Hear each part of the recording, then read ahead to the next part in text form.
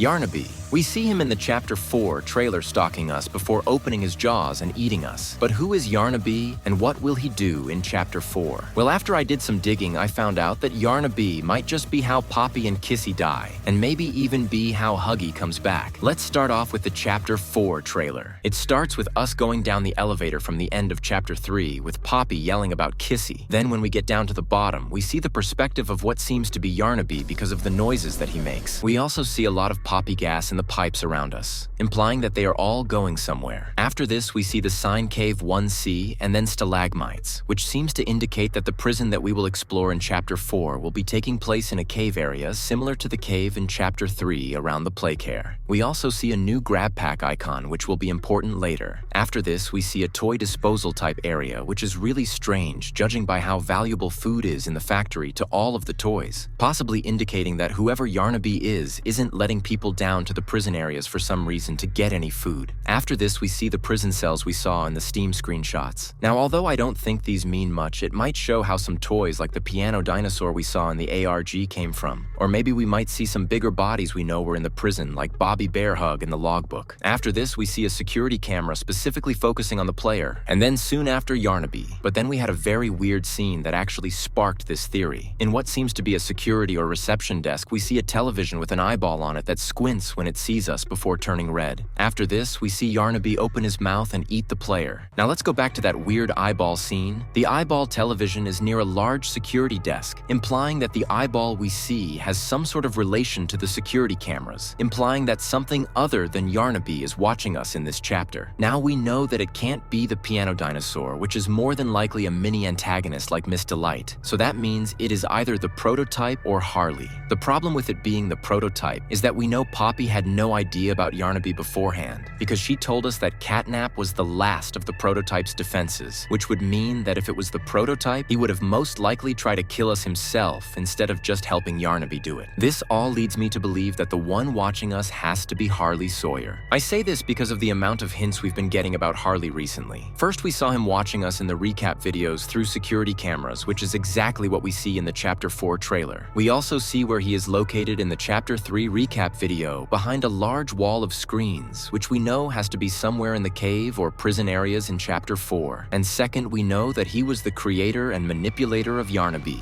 In the ARG, we see papers and transcripts stating how he manipulated a mentally troubled kid named Quinn Navidson, who was known to swap the heads of toys to make them look what he thought was pretty, intriguing Harley. Harley then manipulated him into trying harder on the Game Station minigames and not masking his intelligence, resulting in him being turned into Experiment 1166, who we know as Yarnaby. After this, Harley would become disappointed in Yarnaby because he saw that the experiment didn't encapsulate Quinn's intelligence. So he planned to manipulate Yarnaby by making himself Yarnaby's entire world, by making sure Yarnaby can only interact with him for years on end. After Harley did this, he just left Yarnaby. And because Harley was his world, Yarnaby became depressed and aggressive against any employee that tried to interact with him. But strangely enough, after this, we know that Harley just disappeared because of the catnap VHS tape, where the employee says Harley is, let's just say, out of commission. Now the problem with this is that we hear Harley in the recap trailers watching us, meaning that he didn't fully die. This leads me to believe that possibly Harley came back to Yarnaby's cell, but instead of being greeted with happiness, Yarnaby killed Harley. I say this because we know Chapter 4 takes place in the prison, which is a weird place for Yarnaby to be unless he did something wrong. But you might be asking, how would Harley come back to life after he was killed? Well, let's look at the clear patterns of Yarnaby. When he was Quinn, he masked his intelligence and also was good at dissecting and replacing toys, effectively giving the equivalent of head transplants. Now, if we look at his model, we see that his face has an initial layer of teeth for tearing or grabbing, but he also has a second layer of teeth for an unknown reason. I believe that this reason is to bite off the heads of victims and store them for later. This leads me to believe that the entire time while Yarnaby was turned into a toy, he masked his intelligence around Harley and the other employees, appearing as a dog-like creature until Harley manipulated him. Now, from my guess, during this time, Harley at some point explained his goal of gaining immortality through the toys to Yarnaby because he thought he wouldn't understand. After Harley left, Yarnaby became depressed, leading me to believe that although he was masking his intelligence, he was devising a plan to make sure Harley can never leave again, which would lead Yarnaby to take Harley's head off the next time he saw him to transplant Harley's head onto a bigger body, effectively making him immortal. But because of how intelligent Yarnaby is in the extent of science and biology, from my guess, he made Harley into a being similar to the prototype in power, but also because Yarnaby didn't want to be separated from him again, he made Harley be directly linked to him through electrical signals by giving Harley electrical powers, leading me to believe that when we saw the security cameras look at us, Harley was telling Yarnaby where we were and was directing him the entire time. The eyeballs we see could possibly indicate Harley as well, with the eye turning red when Harley is telling Yarnaby to strike, leading to the end of the trailer when the player is eaten by Yarnaby. It also makes sense why Harley wouldn't just kill Yarnaby and would help him, because he helped him achieve immortality. Now that we know Harley and Yarnaby are connected, let's talk about a huge fan theory right now that Yarnaby is the one who killed Kissy at the end of Chapter 3 and is going to swap Huggy's head with hers, bringing Huggy back to life. This is a possibility because we see Yarnaby somehow knowing exactly where we were at in the start of the trailer, possibly indicating that he took Kissy down and then went down to kill us. But the problem with this is that he is trying to get Kissy's body and not the head, leading me to believe that it was actually Harley's bigger body who attacked Kissy. From my guess, Harley was watching us and saw that Huggy, one of his favorites, was killed by us, and the prototype didn't instantly drag him away, causing him to watch through the security cameras to find out where Huggy was to eventually drag him down to the prison to get him ready for a transplant. He then watched us and Kissy, waiting for us and Poppy to be away from Kissy for him to strike and take Kissy's body down for Yarnaby to transplant the bodies. Now, one of the only problems with this is that Harley was watching us throughout our entire playthrough, leading him to have no time to grab Huggy's body. This leads me to believe that Harley is sending Yarnaby or other toys like the piano dinosaur to do his bidding. If this is the case, then that means that what we thought about the factory was wrong before. Instead of there being two sides, being Poppy's and the prototypes, there were actually three sides with Poppy, the prototype, and Harley all being on opposing teams. This would also be the reason why food was so scarce, because Harley was defending all of the food for his toys only in the prison, not letting the prototype have anything. However, this leads to a few problems, which are where the prototype is stored, and also how Poppy didn't know about Harley's side this whole time. Well, actually, it's pretty simple. When Yarnaby killed Harley, he stored his head inside of himself and waited for the hour of joy when there would be no employees defending his cell. Then he would get out of his prison and go to the labs where he would make a bigger body for Harley. After this, Yarnaby would go with Harley and possibly some other toys like the piano dinosaur to the middle of the prison, which is more than likely the yellow box we see in the 3 squares image. From my guess, they went here to either take control of the prototype or to control something else we will find out about in Chapter 4. But because after the hour of joy the poppy gas would be diverted, the prototype would be completely awake, causing the prototype to instead hunt them down. Because the prototype only would hate Harley, he more than likely just captured Yarnaby and the other toys and put them in a poppy gas room before Harley could do anything with them. This would also make sense because of the rooms with piles of dead toys. What if instead of them not being eaten because Yarnaby and Harley were defending them, they were not eaten because the poppy gas enveloped that room instead? What if the prison is actually where the prototype would store all of the heretics that Dog Day talked about in Chapter 3? And when we diverted the poppy gas, we woke up these heretics, which most of which would be on Harley's side instead of just Poppy's, which would fit into the idea of the Steam page saying that there will be many allies in Chapter 4 as well. Anyways, let's get back on track. After Yarnaby was captured, Harley more than likely ran away into some sort of security room and used his powers of technology to watch and wait until we came along. When we came along, we diverted the poppy gas into the prototype's cell in the middle of the prison, which would also explain why the prototype didn't kill us at the end of Chapter 3,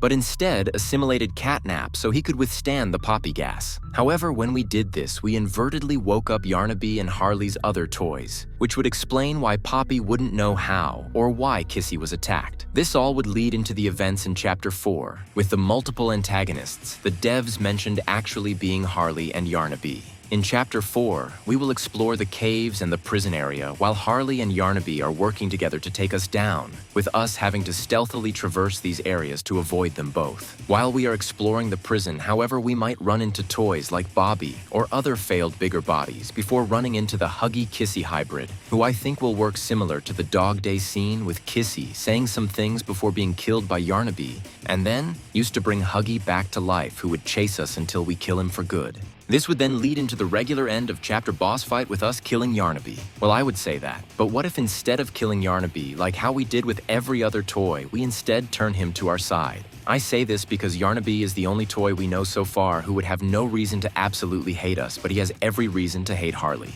leading to us teaming up with him to take down Harley. This would then lead to the end of Chapter 4, where we will probably see the prototype after he got done recovering from the poppy gas and accumulating catnap, now dragging Harley's bigger body to his cell after we kill him, leading to Chapter 5, where we will actually fight the prototype, leading to the end of Poppy Playtime. But what do you guys think? Make sure to like and subscribe.